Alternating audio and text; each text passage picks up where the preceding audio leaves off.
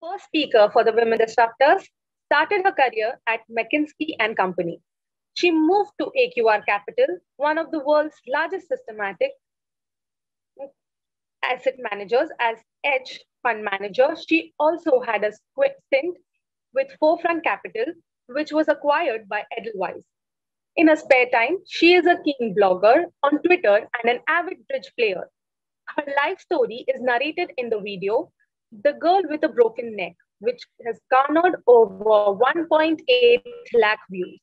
I am pleased to announce our keynote speaker, Radhika Gupta, Managing Director and CEO of Edelweiss Asset Management Company. Over to you, ma'am.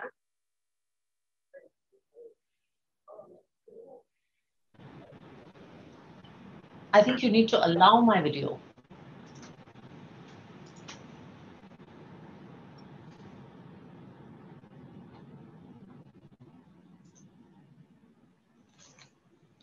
I think you can see me and hear me now. Let me just, in this day of Zoom, do a quick sound check. You're audible, ma'am. Yes, ma'am. Perfect. So good afternoon, everybody, and thank you to the entire Adgully team for having me here and for celebrating this wonderful initiative in an industry which is completely different from mine. I have to say that, when I became CEO of this business 3-4 years ago, I had not come from a marketing and sales background, and there was a lot of debate about who would become the CEO of the mutual fund business then. And, because I was reasonably young in this business, I was not the front runner candidate. And sort of one of the prime reasons I was not a popular candidate was also that I didn't know sales and marketing, and especially marketing. And our business is a very consumer facing business. So sitting here today and, addressing a platform like Adgully, which is a premier advertising and marketing audience, makes me feel that, even your biggest limitations sometimes, are not such big limitations. So thank you for helping me get rid of that. So I feel very happy to be here. I was told to talk about a bunch of things, but I decided that I would keep this conversation and maybe the next 15 minutes very simple in what I wanted to say. I wanted to share, and I think there's been enough talk about the challenges women face at work. I think there were some beautiful comments made by the earlier speakers on where the future is. I just wanted to leave those who are listening to me with maybe 5 pieces of advice. And the pieces of advice are actually inspired by my own industry, which is very different from yours. It's financial services and money management. But I think both careers and money are businesses of behavior, and money has a lot to teach us about how we can conduct our careers even as women. So I just want to leave you with those 5 pieces of advice. The first thing that I want to tell you, which I learned from the money management business, is about the importance of taking risks. I think all of us are brought up to live with the word settle down, bade ho jao, settle ho jao. Settle means get a great education, get married, have kids. And Sania Mirza says that, even if you become world number one, you haven't really settled down till you meet the expectations of society. And I want everyone listening, and I believe as women, we should challenge the word settle and really learn to take risks with our career and with our lives. I remember moving back to India when I was 24 to start Forefront Capital, and at that point, it was a crazy idea to go and start a startup when you had just survived the 2008 crisis on Wall Street. Until date, people ask me, why did you do it? And reflecting 10 years later, I always say that young blood is hungry and foolish, but you have to take those extraordinary and disproportional bets in your career. Even if you don't know anything about money, you'll know that in the money world, there are 2 fundamental instruments. Finance is built on 2 fundamental instruments. One is a stock or a share, and the second is a bond. Bonds are like deposits. They're very safe instruments. They pay you a constant coupon, and you get it every month, and it works out just fine, and you know what you're going to get, and there's no real risk. Stocks are the stories of companies. Stocks move up and stocks move down, and people in the media write stories about stocks and people cover stocks widely. Um, as much as I love both instruments, I can tell you nobody writes great stories about how much wealth a bond creates. Great stories are always written about stocks, and I think we should conduct our career like a stock, not a bond. So choose opportunities to take risks in your career. We can take more risks. The second thing that I want to tell you is, and money management taught me this, is that it is important to think big.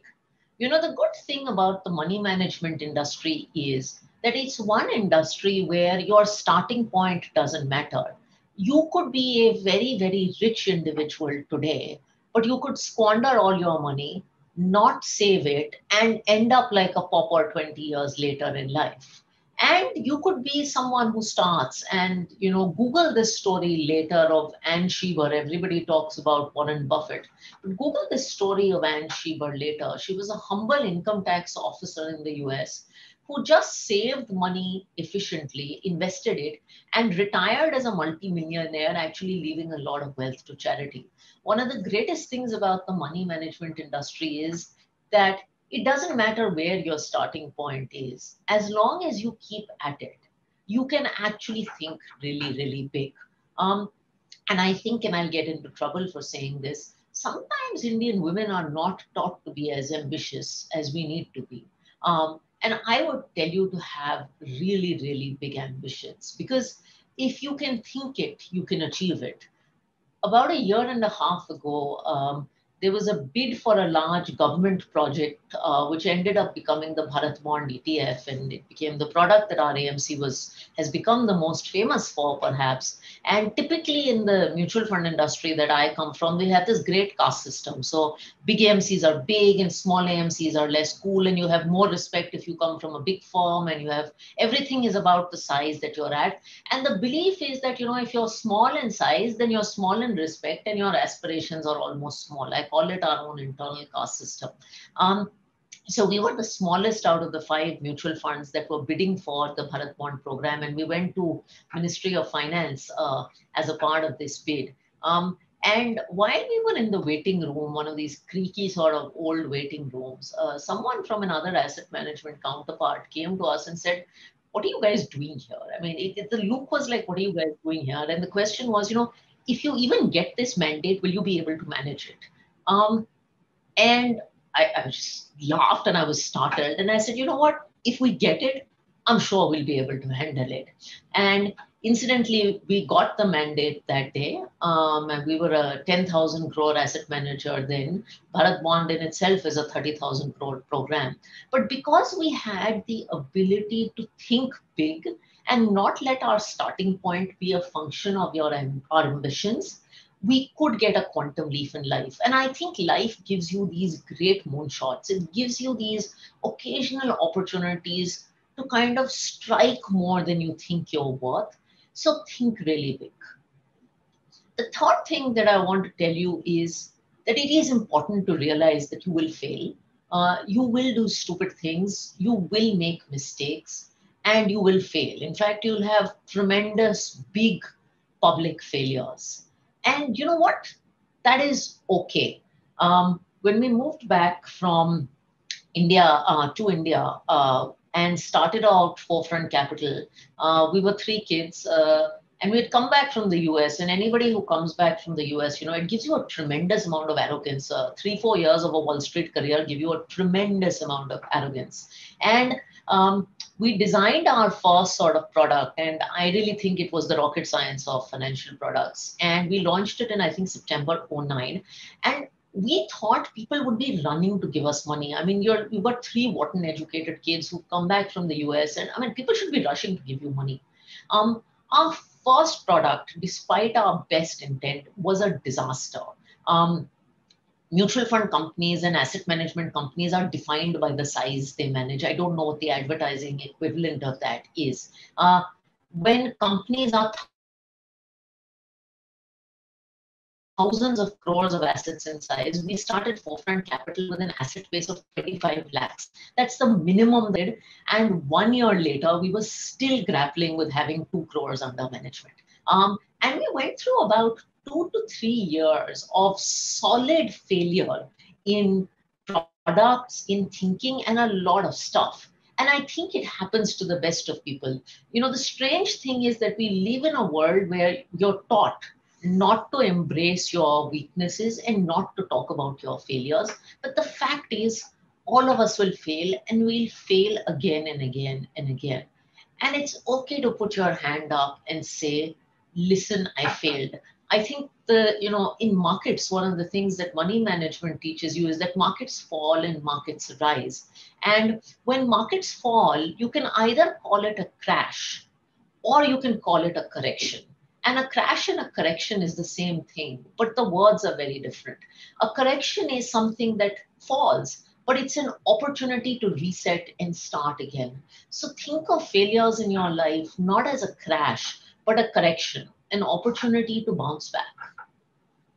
The fourth thing I want to tell you is that, 2 days ago, someone posted this question on Twitter, and they said the easiest formula for happiness is XYZ. And my answer to that is the easiest formula for happiness is to define your own definition of happiness. I think the world, especially with women, tries to give you your own definitions of happiness. Oh, you should be work-life balanced. I mean, why should women be the only people in the world to think about work-life balance? Doesn't everyone have work and a life? Why should you even be stressed about, the word balance makes it seem like you're sitting on a seesaw and you're constantly going up and down, perennially not trying to handle work or enjoy life, but just working on balance. Don't stress about the world's notions of work-life balance. Define what is your definition of happiness. One of the things we say in money management and personal finance is there is no right answer as to what the best fund is, what the best way to invest. The right answer is the one that works for you. So I always throw this notion of work-life balance, and I say life should be work-life harmony. Sometimes work takes more time. Sometimes you may want to do fitness and that takes more time. And sometimes life and family takes more time. And it's absolutely okay. Find your own definition of harmony. In personal finance, we say that finance is finance later and personal first. It's about doing things that are right for you. And I would tell you to do things that are right for you. And the last thing I would tell you, which I also learned from the world of markets, is that it is important to do well. It's very important for a stock to do well. It's very important for a company to do well. But it's also important to go out and tell your story. And I think historically we've been weaker at this. Find your voice and please go out and share that voice with people around you. Don't be a quiet soldier. I think I'm talking to a group of advertising and marketing professionals, so perhaps I don't need to say this. You're known for telling the stories of other brands, but also tell your own story and the story of your own careers. It's very important. A few years ago, and the reason that I'm on many of these forums, I was invited to a workshop on storytelling that they organized for a large group of leaders at Edelweiss. And I learned about the power of storytelling and honestly talking about your own weaknesses, your own issues, your own vulnerabilities. A few weeks after that, I decided that I wanted to tell my own story, my own challenges with my looks growing up, my own issues with failure and rejection before I got into McKinsey, that is well documented. And I did this talk called The Girl with a Broken Neck. Till then, I had kind of been struggling to find my way, with my male colleagues in the mutual fund industry. After I did that talk, I swear my life changed, girls. People still write to me every day saying they've seen that talk and they relate to me not because I'm a CEO of some asset management company. Some people don't even know what an asset management company does, but because they found something in that talk that was common. One guy who is an IIT engineer working in a fintech company told me I talked about wearing cheap branded designer clothes, fake clothes, and he said it reminded him of buying clothes off Linking Road. Another girl told me that she has a bald patch on her head, and she related to me because of my broken neck issues. And I've got messages from people who are 15 years old and people who are 70 years old, and I've got messages from all parts of the world. And that, I think, is the power of telling your story. So go out and tell your story to people around you.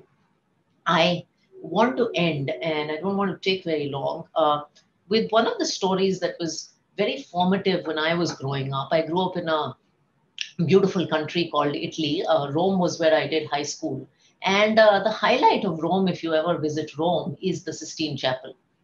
Now, if I ask you who painted the Sistine Chapel, chances are you'll know it was Michelangelo, a world famous painter. But there's an interesting story behind the Sistine Chapel.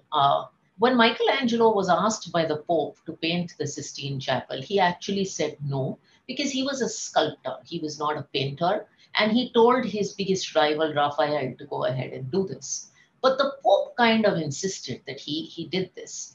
And Michelangelo then went on this process and he embarked a bunch of help. And if any of you have seen the Sistine Chapel, you'll know that the ceilings of the chapel are painted. And painting a ceiling and painting frescoes on a ceiling is hard. By the time you start painting the ceiling and their frescoes, plaster dries. And I'm not an artist, so I'm not going to go into this. And for years, he had tremendous amount of back pain doing this.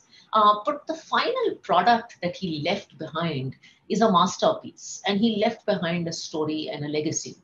If Michelangelo hadn't taken a risk, he either wouldn't have painted the Sistine Chapel or he would have painted the floor. He didn't have to go out and paint the ceiling. And I think Michelangelo's story is a story that inspires me tremendously. I think all of us can go out and create our version of the Sistine Chapel. We can take risks, we can think big, and we can know that sometimes in doing that we'll fail. And we can define what is happiness to us and create our own version of something world class. So, with that, thank you so much for having me and wish all of you a happy International Women's Day. Thank you, ma'am. That was wonderful hearing from you.